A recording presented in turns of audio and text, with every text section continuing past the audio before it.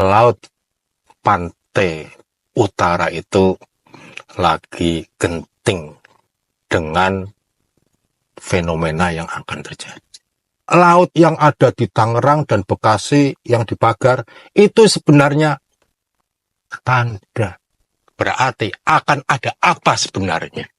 Pulau Jawa itu sudah ndoyong ke utara. Ketika ndoyong, yang di selatan itu retak. Di sini semakin rendah yang di utara. Maka nanti laut akan tumpah ke daratan.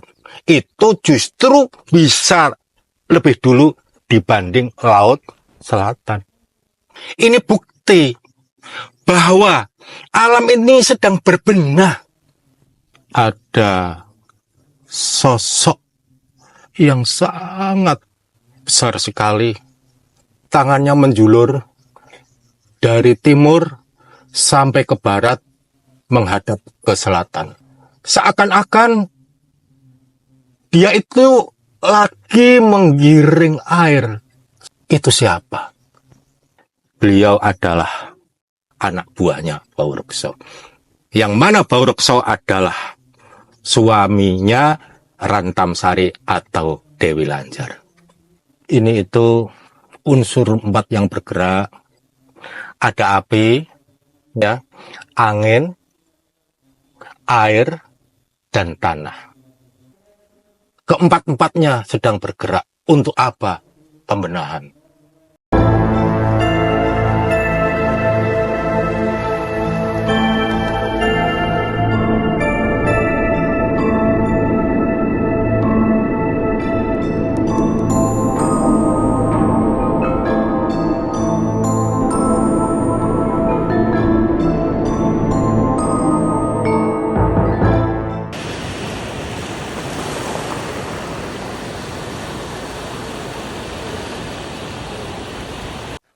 Rahayu Mbah, Rahayu. Rahayu Bapak Budi. Bertemu lagi ya Mbah Setelah di tempat yang sama setelah sekian lama ya Mbah. iya. Ini kita ketemu lagi. Ha-ha. Begini Mbah, saya mengamati itu di berbagai daerah itu ada banjir dan yang lagi viral itu kejadian di Pekalongan Mbah. Tentang longsor yang menelan korban jiwa. Dan saya juga mengamati ada sebuah kejadian di Laut Tangerang, Bekasi, dan sebuah tempat di Jawa Timur yang pada intinya itu di pantai utara Mbak. Fenomena laut itu dipatokin atau dibikin pagar laut. Nah, menurut Mbak itu bencana yang akan terjadi ini keselanjutannya akan seperti apa Mbah? Apa akan berakhir atau ada keselanjutannya? Terus simbol apakah itu pagar laut atau patok-patok laut tersebut? Saya ingin Mbah menjelaskan ke depannya itu seperti apa. Nah ini ya Pak Budi ya. Kok lagi-lagi pertanyaan yang sering saya terima itu tentang bencana. Termasuk Pak Budi sendiri kan Iya, ya, Mbah. menanyakan tentang bencana yang terjadi ya. Dengan fenomena yang terjadi Pekalongan kemarin ya. Dengan banjir lalu memakan korban karena ada longsoran tanah kan begitu. Sepertinya kok identik dengan bahwa saya itu menakut-nakuti gitu loh Pak. Jadi agak gimana gitu saya menyampaikannya ya. Iya.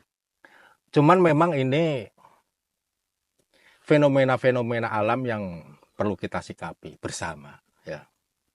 Bukan berarti Simbah atau saya itu menakut-nakuti atau agar orang itu panik, itu bukan.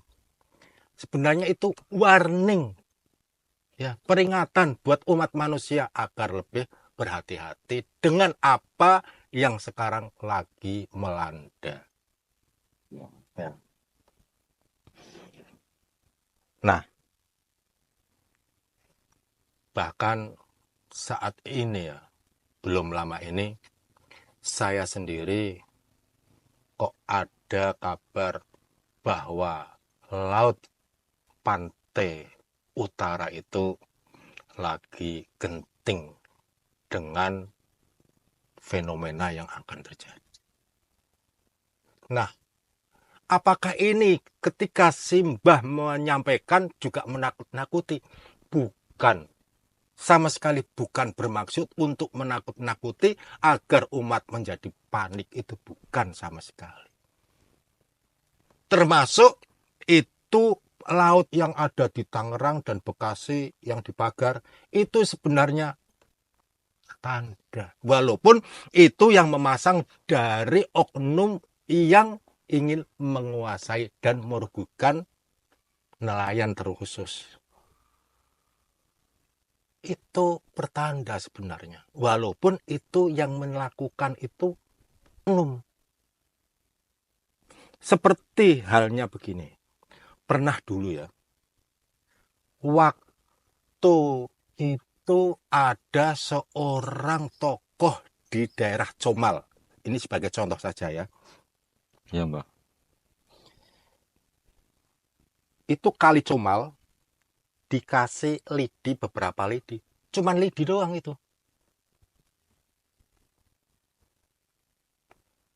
Tidak lama kemudian, datang banjir bandang. Loh, sampai apa? Jembatan Comal itu roboh karena saking nggak kuat menampung atau menahan hempasan air yang begitu dahsyatnya. Itu bertanda. Tentu Pak Budi akan menanyakan, lah itu kan yang masang bukan seorang tokoh Linuwe yang di Tangerang atau itu. Iya, Mbah. Tentunya akan menanyakan seperti itu kan? Iya. Saya baca seperti itu karenanya. Iya. Betul. Itu yang memasang bukan orang atau bukan seorang tokoh yang Linuwe, bukan. Tapi ada unsur yang memasuki orang-orang yang tadi itu, yang tidak bertanggung jawab tadi. Bisa dikatakan leluhur lah ya. Masuk mempengaruhi jiwanya agar melakukan seperti itu. Berarti akan ada apa sebenarnya? Nanti kalau saya sampaikan, Gak apa-apa, Mbah. Sifatnya kan untuk kehati-hatian, Mbah. Untuk kita semua, Mbah. ini bumi Jawa, Pulau Jawa itu sudah ndoyong ke utara. Sudah ndoyong. Ketika ndoyong, yang di selatan itu retak. Yang di sini semakin rendah yang di utara. Maka nanti laut akan tumpah ke daratan. Itu justru bisa lebih dulu dibanding laut selatan. Lebih dulu datangnya bencana dibanding laut selatan. Itu laut pantai utara dulu. Nah itu Pak Budi ya. Yang kemarin terjadi banjir di Pekalongan dan tanah longsor di Petung Priyono, ya termasuk Pekalongan, tapi bagian selatan banyak memakan korban. Bahkan bukan memakan korban jiwa saja, tapi tentu harta benda yang berlimpah. Banyak kompleksi-kompleksi yang berantakan, kan begitu? Iya. Nah itu Pak Budi. Yang sudah ratusan tahun di daerah kakak saya sendiri belum pernah terjamah banjir. Kemarin terjamah banjir, walaupun memang itu tidak besar sampai sedengkul. Tapi kan dari zaman dulu tidak pernah masuk. Ini apa? Ini bukti bahwa alam ini sedang berbenah. Lah ini ya. Ini Yang Simbah lihat, Pak, ada sosok yang sangat besar sekali. Tangannya menjulur dari timur sampai ke barat menghadap ke selatan. Seakan-akan dia itu lagi menggiring air. Seakan-akan ya, yang Simbah lihat. Itu siapa? Tentu Pak Budi juga tahu, setiap tempat, baik hutan, gunung, laut, dan lain sebagainya, pasti ada penunggunya. Iya, Mbah. Mungkin kalau di syariat dikatakan bahwa itu adalah malaikat. Lalu, dia itu sebenarnya apa, malaikat atau bukan? Lalu yang menyuruh siapa? Karena pada dasarnya, alam semesta ini sudah diserahkan ke umat manusia. Kutitipkan bumi ini untuk manusia mengurusnya. Itu Tuhan yang mengatakan. Ya. Kalau Simbah amati, beliau adalah seorang tokoh. Itu adalah anak buahnya Baurekso. Yang mana Baurekso adalah suaminya Rantamsari atau Dewi Lanjar. Banyak orang mengatakan bahwa Dewi Lanjar adalah demit yang bisa dimintai pesugihan. Itu kan anggapan mereka yang menurut Simbah sendiri itu adalah anggapan yang menyimpang. Padahal bukan. Dewi Lanjar adalah yang menguasai pantai utara.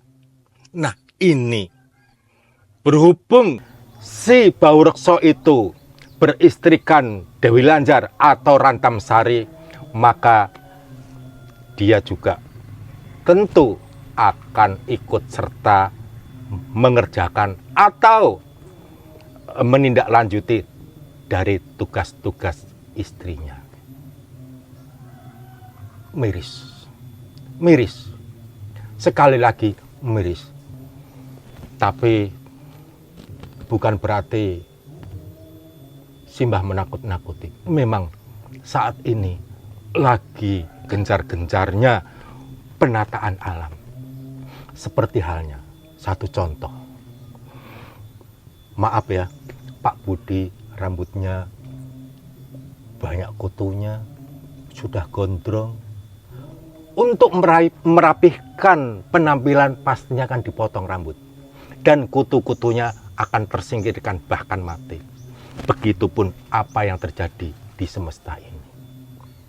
Bagaikan orang berbenah diri, yaitu memotong kuku, memotong rambut, dan lain-lain sebagainya. Lalu, kenapa ketika saya menyampaikan yang seperti ini dianggap mengada-ngada?